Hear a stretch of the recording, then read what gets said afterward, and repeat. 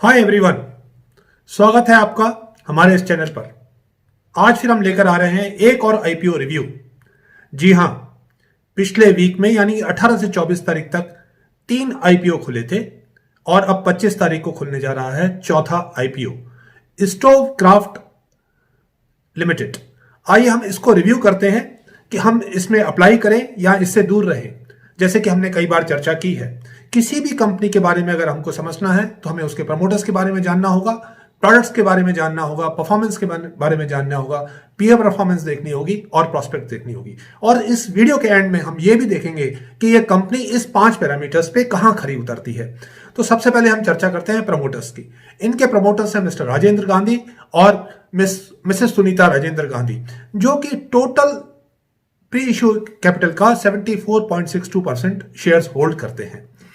और अगर इनके प्रोडक्ट्स की बात करें तो इनके 600 से भी ज्यादा प्रोडक्ट्स हैं। अलग अलग 3 ब्रांड्स में ये मार्केट करते हैं। पहला है पिजन, जो कि इकोनॉमी ब्रांड कहलाता है इनका, फिर गिलिमा जो कि थोड़ा प्रीमियम ब्रांड कहलाता है, फिर ब्लैक प्लस डेकर जो कि सुपर प्रीमियम ब्रांड प्रोडक्ट कहलाता है इनका। और ये जो ब्लैक प्लस डेकर है ये अंडर लाइसेंसिंग एग्रीमेंट है parent company black and decker की। तो इनके जो प्रोडक्ट्स आप देख रहे हैं आपकी स्क्रीन पे, ये बेसिकली किचन अप्लायंसेस में है, right from mixers, grinders to appliances, all other appliances including cooktops, including chimneys, including pressure cookers. और अगर इनके गिल्मा ब्रांड की बात की जाए तो ये इनका एक प्रीमियम सेगमेंट है सिमिलर रेंज में, और ये इसकी रेंज थोड़ी सी इससे कॉस्टली भी है। ये इसमें सेफ वॉल्स भी बनाते हैं, चेयर्स भी बनाते हैं, प्रीमियम चेयर्स। और अगर ब्लैक प्लस डेकर की बात की जाए तो ये पावर टूल्स और एसेसरीज में बनाते हैं। इनके ड्रिलिंग मशीन्स हैं, इनके कंप्रेशर्स हैं, इनके वैक्यूम क्लीनर्स हैं। इस टाइप के जो प्रोडक्ट्स हैं ये बेसिकली इनके 3 रेंज में प्रोडक्ट्स आते हैं। इनके मैन्युफैक्चरिंग प्लांट्स अगर हम आपके स्क्रीन पर दिख रहा होगा, इनके 2 मैन्युफैक्चरिंग प्लांट्स हैं, एक डाउन साउथ बेंगलुरु में जहां की ये पिजन और गिल्मा ब्रांड्स के प्रोडक्ट्स बनाते हैं, और बड्डी हिमाचल प्रदेश में जहां की एलपीजी स्टोव्स, कुकर्स, बेसिकली जो ऑयल कंपनी बिजनेस है उसके प्रोडक्ट्स बद्दी प्लांट में बनते हैं। अगर इनकी जो डिस्ट्रीब्यूशन नेटवर्क की बात की जाए तो पिजन ब्रांड के लिए इनके पास 651 डिस्ट्रीब्यूटर्स हैं 27 स्टेट्स में और 5 यूनियन टेरिटरीज में, और 12 इनके डिस्ट्रीब्यूटर्स हैं जो कि एक्सपोर्ट्स को भी कैटर करते हैं काफी कंट्रीज में। गिल्मा ब्रांड की अगर बात की जाए तो इनके 65 स्टोर्स हैं अक्रॉस 4 स्टेट्स एंड 28 सिटीज, और ये कंसंट्रेटेड है। ये ब्रांड जो है अभी सदर्न इंडिया में कंसंट्रेटेड है। इनके एक्सपोर्ट्स जो है यूएसए, मैक्सिको, केनिया, कतार, श्रीलंका, फिजी, बहरान, कुवैत, इन सब कंट्रीज में और कई कंट्रीज में भी इनके एक्सपोर्ट्स होते हैं। इनके जो प्रेस्टिजियस क्लाइंट्स हैं वो वॉलमार्ट हैं, बिग लॉट्स हैं, बेल्क हैं यूएसए के, तो इनके प्रोडक्ट्स भी अच्छे हैं। जो इनके कस्टमर्स हैं, कंज्यूमर्स हैं, वो भी काफी नोन नेम्स हैं। अगर अब परफॉर्मेंस की बात की जाए तो इनके एसेट्स लगातार पिछले 3 साल की अगर परफॉर्मेंस देखें 391 करोड़ से बढ़कर 471 करोड़ 9.46 सीएजीआर से बढ़े हैं। ऐसे ही इनका रेवेन्यू 534 करोड़ से बढ़कर 672 या 673 करोड़ के आसपास आया, जो 12% से ग्रो किया है। लेकिन इनका जो प्रॉफिट है वो थोड़ा स्ट्रेस में है। 17-18 में यानी फिस्कल 18 में -12 करोड़ था, जो कि बढ़कर 70 लाख हुआ 18-19 में, अब बढ़कर 3 करोड़ के आसपास हुआ है। लेकिन एक बहुत ही छोटा मार्जिन है। अगर मार्जिन की अगर हम बात करते हैं या रेशियोज की बात करते हैं तो जो इनका रेवेन्यू टू एसेट रेशियो है 1.35 से बढ़कर 1.42 हुआ है। और लेकिन प्रॉफिट मार्जिन देखिए, हमने देखा कि 3 करोड़ का प्रॉफिट 672 करोड़ के लगभग 0.4% ही इनका प्रॉफिट मार्जिन है।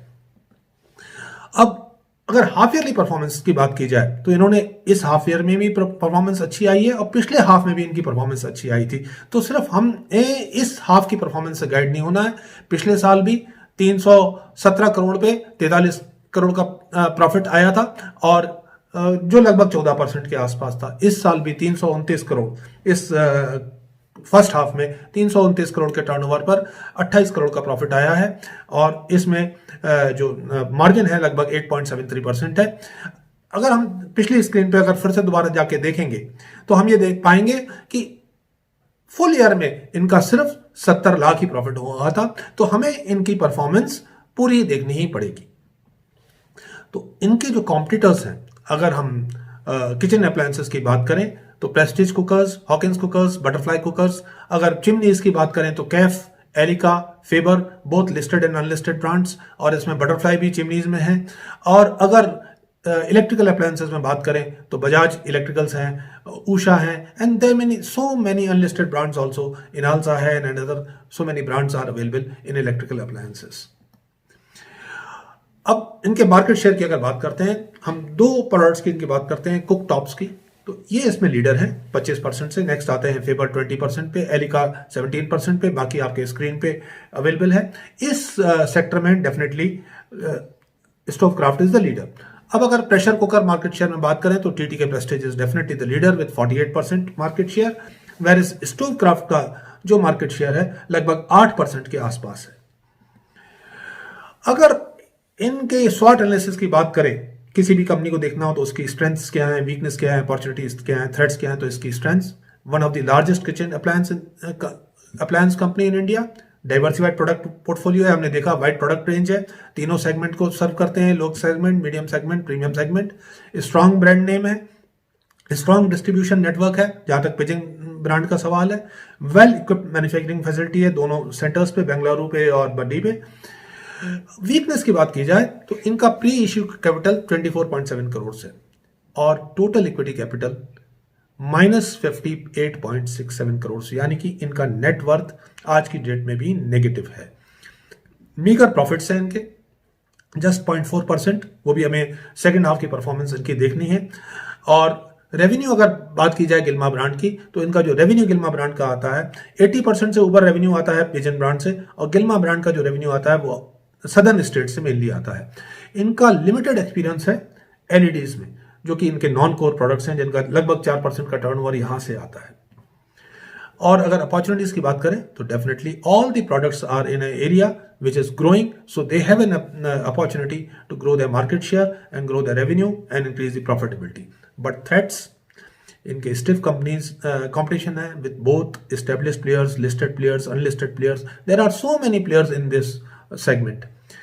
Pigeon brand जो इनका 80% से ज़्यादा रेवेन्यू कंट्रीब्यूट करता है, ये एक लिटिगेशन में अभी चल रहा है, एक केस चल रहा है इनके अगेंस्ट में। और अगर अनफॉर्चुनेटली इसका सोर्स अगर हम देखें तो डीएचआरपी पे भी आज आपके जाके देख सकते हैं इनके डिटेल्स। तो अगर ये ब्रांड कभी क्वेश्चन में आता है तो इनके रेवेन्यूज काफ़ी बुरी तरह से अफेक्ट हो सकते हैं। अब इशू हाईलाइट्स की बात की जाए तो 25 जनवरी को इशू खुल रहा है, 28 जनवरी को क्लोज होगा। इसकी फेस वैल्यू 10 रुपीज़ है।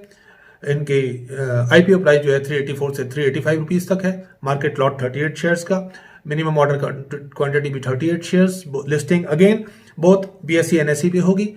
412 करोड़ का इशू है, 95 करोड़ का फ्रेश इशू है। तो अगर हम देखें तो ऑफर फॉर सेल लगभग 307 करोड़ का होगा, जिसमें से राजेंद्र गांधी जी 6,41,000 इक्विटी शेयर्स डाइल्यूट कर ऑफर फॉर सेल करेंगे। सुनीता गांधी जी 2,50,000 और एससीआई, जीआईएच और एससीआई लगभग अपनी पूरी इक्विटी जो है they are offering for sale. तो ऑब्जेक्ट्स फॉर इशू क्या है? Basically they are coming out with this issue to repay the borrowings fully और पार्शियली और to meet general corporate purposes. ऐसा कोई आज एक्सपेंशन का इनका कोई प्लान नहीं है अभी। अब अगर इसको रिव्यू किया जाए तो 5 पीस पे ये कहां खड़े उतरते हैं? प्रमोटर्स, तो इनके जो एक प्रमोटर हैं, ये भी आप जाके डीएचआरपी पे देख सकते हैं, जो कि राजेंद्र गांधी जी हैं। He has been named respondent in certain criminal and civil proceedings and both promoters are offering shares for sale and reducing their stake. इनके प्रोडक्ट्स एस्टेब्लिश्ड ब्रांड्स हैं, लेकिन पिजन ट्रेडमार्क जो जैसे कि हमने चर्चा की जिसमें 80% से ऊपर टर्नओवर आता है, ये अभी अंडर लिटिगेशन है। परफॉर्मेंस जो इसकी सस्टेनेबिलिटी है हमको देखनी है। फर्स्ट हाफ की परफॉर्मेंस अच्छी रही है, पिछले साल भी बेहतर थी, लेकिन सेकंड हाफ की परफॉर्मेंस उतनी अच्छी नहीं रही, तो ईयरली परफॉर्मेंस अच्छी नहीं रही, तो हमें इस साल भी इनकी सेकंड हाफ की परफॉर्मेंस देखनी होगी। अगर पीयर परफॉर्मेंस की बात करें, जैसे हमने चर्चा की, बहुत टफ कॉम्पिटिशन है। सेल्स इनके नेगेटिवली इंपैक्ट हो सकते हैं इंक्रीजिंग कॉम्पिटिशन से, बोथ लिस्टेड प्लेयर से, अनलिस्टेड प्लेयर से। प्रॉस्पेक्ट्स इनका ग्रोइंग बिजनेस है, तो हमने 5 पीस पे इस पे चर्चा की है। और हमने ये देखा है कि एक ही पॉइंट पे अगर हम देखें प्रॉस्पेक्ट्स में, जहां की बिजनेस ग्रोथ अवेलेबिलिटी है या प्रोडक्ट्स इनके अच्छे हैं, बाकी जगह एक क्वेश्चन मार्क है। तो investors need to take an informed decision. There are we would say there are better opportunities available both in primary market in secondary market. अगर आप इसमें इन्वेस्ट करना चाहते हैं तो डेफिनेटली मैं आपसे ये सलाह दूंगा कि आप DHRP जो इनका है, draft herring red prospectus, definitely पढ़िए, उसके बाद डिसीजन लीजिए। और की टेकअवेज एंड में हम बात करते हैं कि सबसे पहले चर्चा की थी largest kitchen appliance company, strong brand name, strong distribution network, consistent asset and revenue growth. लेकिन अगर नेगेटिव साइड पे अगर हम देखें तो इनकी प्रॉफिटेबिलिटी स्ट्रेस रहती है हमेशा, और इनका नेटवर्थ जो है नेगेटिव है लास्ट 3 फिस्कल से, और वैल्यूएशंस इनके काफ़ी हाई हैं। So now with this, investors I am sure will be able to take a good decision, and for any other details you should definitely go and read the DHRP. Wish you a very happy investing. Thank you very much for a very patient listening. Thank you.